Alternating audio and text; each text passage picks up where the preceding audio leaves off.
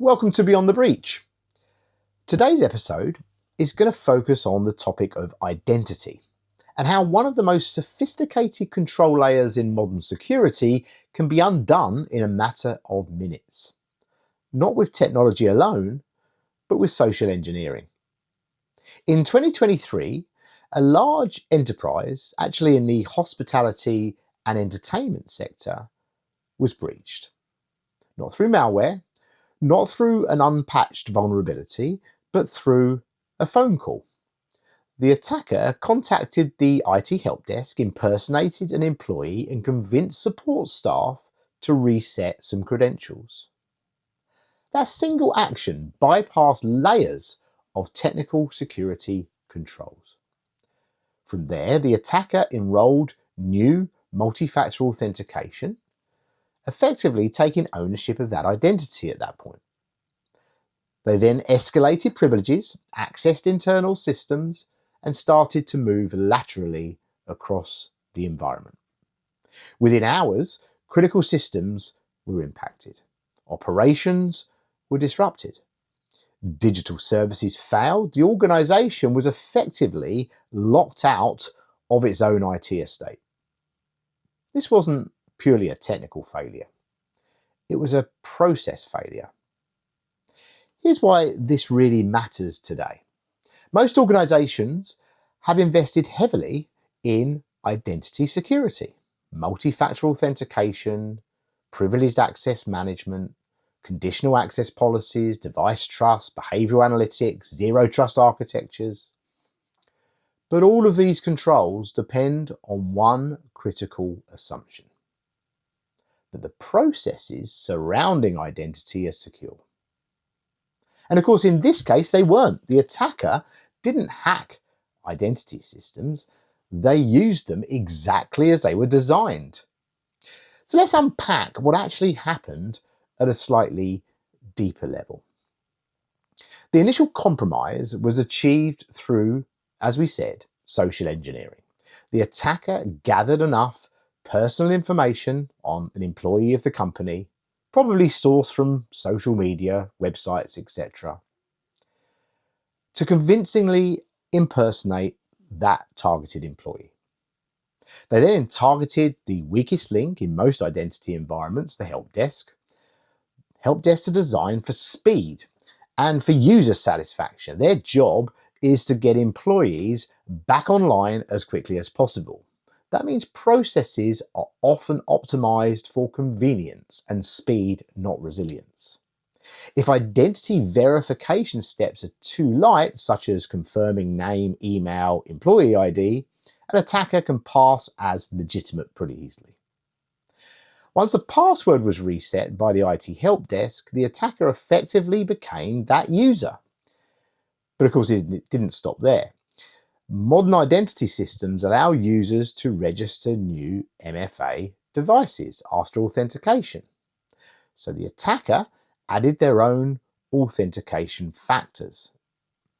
At that moment, the real user was no longer in control of their own identity. This is the critical pivot point in identity-based attacks. Once MFA is re-registered, traditional recovery becomes extremely difficult. You're no longer dealing with a compromised endpoint. You're dealing, of course, with a compromised identity. And identity is the control plane of the enterprise nowadays. Everything depends on it. Email, cloud, SaaS applications, infrastructure, access, administrative privileges, all of it is tied back to identity. So when identity is compromised, trust collapses right across the enterprise. That's why incidents like this escalate so quickly. In the case of large enterprises, like this one, the operational impact was immediate and visible. Systems went offline, digital services were disrupted, and customer-facing operations, very important in this particular environment, were affected. Financial impact followed: lost revenue, remediation costs, and of course, reputational damage. But there's a deeper issue here that doesn't get enough attention, in my opinion: recovery. When identity is compromised, recovery is fundamentally different. You cannot simply restore systems from backups and resume operations because you don't know which identities should be trusted. You don't know which credentials are still valid across your organization, and you don't know whether attackers still have access to your systems after restoration. This is where most organizations struggle. They have strong backups, perhaps, maybe even strong resilience.